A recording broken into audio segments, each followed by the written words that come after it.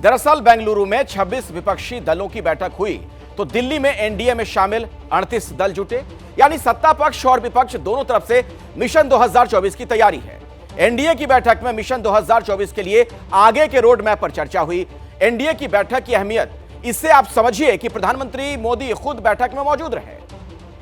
एक चेहरे पर कई चेहरे लगा लेते हैं लोग। ये अपनी दुकान पर जातिवाद का जहर बेचते हैं और दूसरा ये लोग असीमित भ्रष्टाचार करते हैं। भ्रष्टाचार की गारंटी देने वाली ये लोग परिवारवाद के कट्टर समर्थक बड़े प्रेम से आपस में मिल रहे हैं। जो परिवार कहे वही सही, फैमिली फर्स्ट, नेशन नथिंग।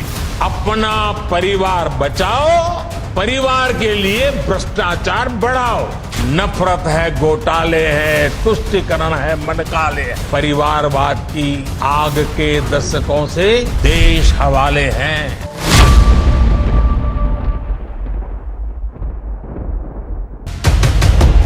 तल्ख तेवर, आक्रामक अंदाज, तीखे तंज और डायरेक्ट अटैक।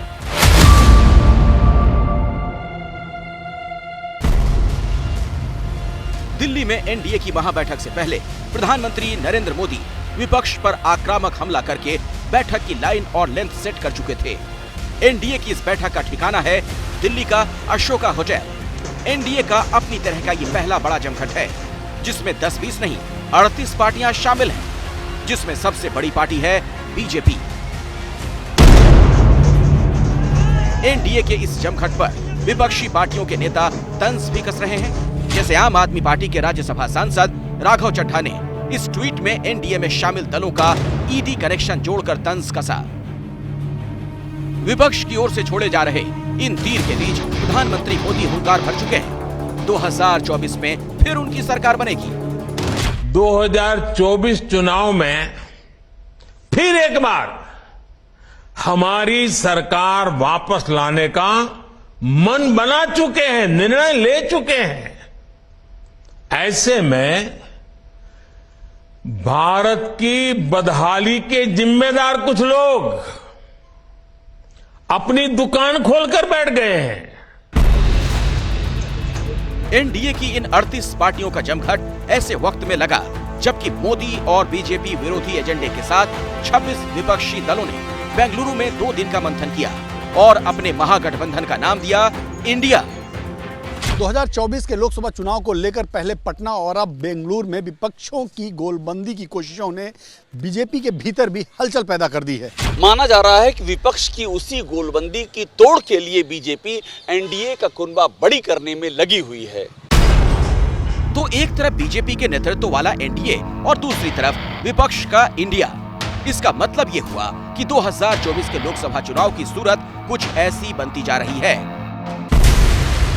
26 पार्टियों वाला गठबंधन इंडिया वर्सेस 38 पार्टियों वाला गठबंधन एनडीए। वैसे दिल्ली के 5 सितारा होटल में एनडीए के इस जमघट में कुछ पार्टियां शामिल नहीं हुई, जिनके नाम हैं शिरोमणि अकाली दल, तेलुगु देशम पार्टी और जेडीएस। शिरोमणि अकाली दल की एनडीए में वापसी की चर्चाएं राजनीतिक गलियारे में बड़ी तेज थी, लेकिन आज एनडीए की बैठक में उनकी गैर मौजूदगी से यह साफ है कि शायद अभी उनकी बात बनी नहीं। लेकिन एनडीए में चिराग पासवान की एंट्री से पासवान परिवार में झगड़ा खुलकर सामने आ चुका है, जिसमें आमने सामने हैं चाचा पशुपति पारस और भतीजे चिराग पासवान। और वजह है हाजीपुर लोकसभा सीट, जिस पर चिराग पासवान ने आज फिर दावा ठोक दिया। हाजीपुर की सीट मेरे पिता की सीट रही है और एक पुत्र होने के नाते अपने पिता के अधूरे कार्यों को पूरा करना मेरी जिम्मेदारी बनती है। तो यकीनन हाजीपुर की सीट से लोक जनशक्ति पार्टी रामविलास ही चुनाव लड़ेगी। दिल टूटता है तो दिल नहीं जुड़ता है। उनके पिताजी जीते जिंदगी मुझको उत्तराधिकारी बना के गए हाजीपुर से। जमुई क्यों छोड़ रहे हो? हाजीपुर तो मेरा और मेरा रहेगा। उसने कहा था एनडीए छोड़ के चले जाओ। हम लोगों को तो चिराग पासवान जी से मतभेद तो इसी पॉइंट पर हुआ कि पासवान परिवार की ये तनातनी बता रही है कि एनडीए के लिए बिहार की सीटें तय करना किसी सिरदर्द से कम नहीं होगा। सिर्फ चिराग पासवान ही नहीं, एनडीए में जो नई पार्टियां जुड़ी उनके नेता भी बहुत उत्साही दिख रहे हैं। कुछ नेता तो अपनी राजनीतिक हसरतें भी छिपा नहीं पाए। माननीय योगी आदित्यनाथ जी के निर्देश पर हम यहाँ 13 तारीख को आए थे। हमारी पैरवी माननीय मुख्यमंत्री योगी आदित्यनाथ जी ने 2 जुलाई को लखनऊ में माननीय अमित शाह जी से कहा कि ओम प्रकाश राजभर को अलायंस में ले आइए, तब हम पूर्वांचल में जीत हासिल कर। हम लोग यूपी की सरकार में भी दिखेंगे, दिल्ली की सरकार में भी। घुमा फिरा के बात नहीं करूंगा, मैं भी चाहता हूं कि चुनाव लड़ूं और लोकतंत्र का मंदिर है लोकसभा को भी जाने की इच्छा है और समाज में है, समाज की सेवा करना चाहता है। राज्यपाल जैसे पद मिलने से निश्चित तौर पर मैंने बोला ना कि मुख्यमंत्री बनने से उस समाज में जागरूकता आई। समाज को जगाने के लिए अगर उस पद को मिलता है तो निश्चित तौर पर उनके अंदर एक सेंस ऑफ रिस्पॉन्सिबिलिटी आएगी।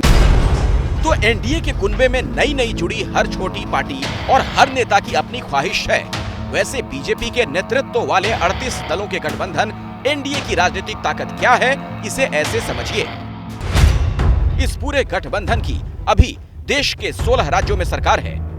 एनडीए के 331 लोकसभा सांसद हैं, जबकि 110 राज्यसभा सांसद हैं। जो सवाल विपक्ष के गठबंधन इंडिया के सामने, वही सवाल बीजेपी की अगुवाई वाले एनडीए के सामने, और वो सवाल है सीट शेयरिंग की चुनौती। 2019 के लोकसभा चुनाव में भारतीय जनता पार्टी ने अकेले 303 लोकसभा सीटें जीती थी। इसलिए उसके सामने एक बड़ी चुनौती ये होगी कि अपने सहयोगियों को वो कितनी सीटें दे पाती है। 2019 के पिछले लोकसभा चुनाव में बीजेपी अकेले 303 सीटें जीती थी। इसीलिए उसके सामने चुनौती ये होगी अपने बाकी सहयोगियों को कितनी सीटें दे पाती है। हालांकि एनडीए में शामिल छोटे दलों के नेता कह रहे हैं बातचीत की प्राथमिकता में फिलहाल सीटों का मसला नहीं है। आज जो विभिन्न राजनीतिक दल एनडीए गठबंधन में सम्मिलित हैं, वो सभी एक साथ देश की राजधानी में इकट्ठा हो रहे हैं। माननीय प्रधानमंत्री जी के विचारों को भी हम सुनेंगे और एनडीए की एकजुटता का संदेश भी देश में देंगे। जनता का जो भरोसा है एक बार फिर कायम होगा और भी मजबूती से एनडीए गठबंधन की सरकार मोदी जी के नेतृत्व में बनेगी। सीट शेयरिंग की जहां तक बात है, हर दल अलग से ही भारतीय जनता पार्टी के साथ बैठ के इन पर चर्चा करे। उनके आने से निश्चित रूप से एनडीए को ताकत भी मिलेगी। यानी एनडीए की छोटी पार्टियां पीएम मोदी और बीजेपी के करिश्मे के भरोसे हैं। वैसे एक तरफ 26 विपक्षी दल और दूसरी तरफ एनडीए के 38 दलों के इस महाजुटान के बाद अब संसद का आने वाला मॉनसून सत्र बड़ा दिलचस्प होने की उम्मीद है। एक बार राज्यसभा में प्रधानमंत्री मोदी ने विपक्ष को ललकारा था कि एक अकेला कितने पे भारी।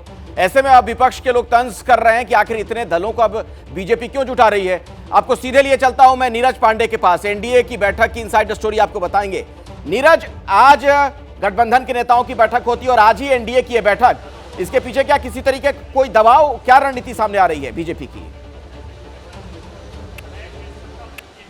देखिए अखिलेश, ये है शो, पावर शो।